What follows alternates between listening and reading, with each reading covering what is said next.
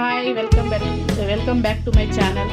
ఈరోజు నేను చేయబోతున్న రెసిపీ చికెన్. ఫస్ట్ మనం ఇవన్నీ నానబెట్టుకోవాలి. హరిసి కావాల్సిన పదార్థాలు: 1 కప్పు మినపప్పు, 1 కప్పు కందిపప్పు, 1 కప్పు శనగపప్పు, 1 కప్పు పెసరపప్పు, 1 కప్పు మైసూర్ పప్పు, 1 కప్పు బాస్మతి రైస్, అందులో ఒక 10-15 బాదామ్స్ వేసుకోవాలి.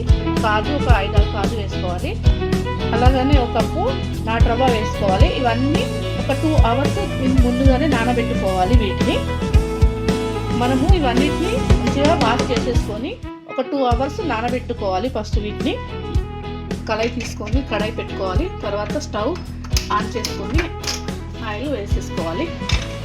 ఇప్పుడు ఆయిల్ వేడైపోయిందండి. ఇప్పుడు ఇలా సన్నగా తరుక్కున్న ఉల్లిపాయలను వేసేసుకొని బ్రౌన్ కలర్ వచ్చే వరకు వీటిని వేపుకోవాలి. మనం కుక్కర్ తీసుకొని అందులో కేజీ చికెన్ మంచిగా వాష్ చేసుకొని ఈ కుక్కర్లో చికెన్ వేసేసుకోవాలి.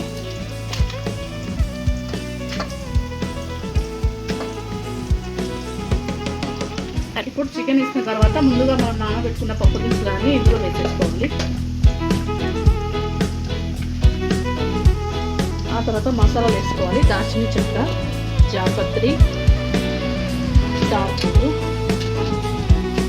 ఇలాచీ, లవంగాలు, గ్రీన్ ఇలాచీ, మిరియాలు,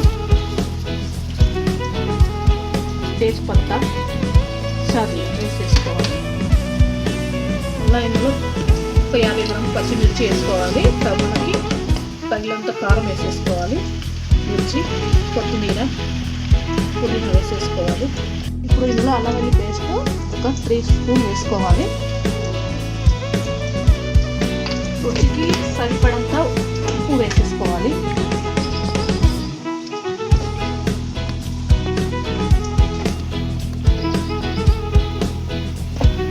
ఇప్పుడు కొంచెం వాటర్ వేసేసుకొని వీటిని మంచిగా కలిపేసుకొని కుక్కర్ మూత పెట్టేసుకొని దీన్ని 4-5 విజిల్స్ వచ్చే వరకు దీన్ని మనం ఉడికించుకోవాలి.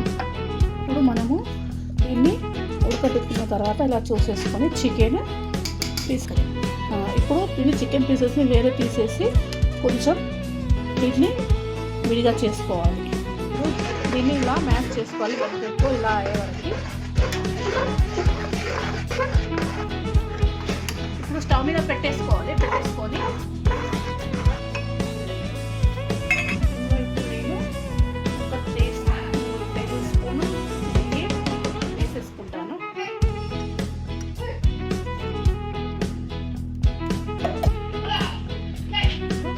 అలాగే ఆయిల్ వేసేసుకోవాలి.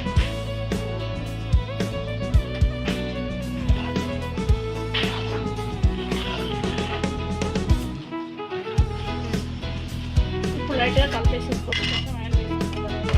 కొంచెం నిమ్మరసాన్ని యాడ్ చేసుకోవాలి.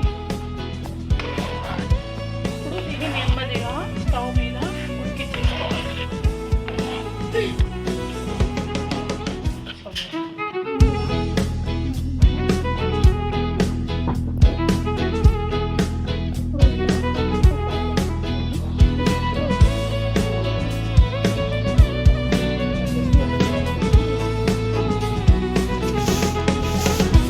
రెడీ అయిపోయిందండి. ఇలా వచ్చేవరకు మంచిగా ఉడికించేసుకోవాలి. ఆయిల్ బయట.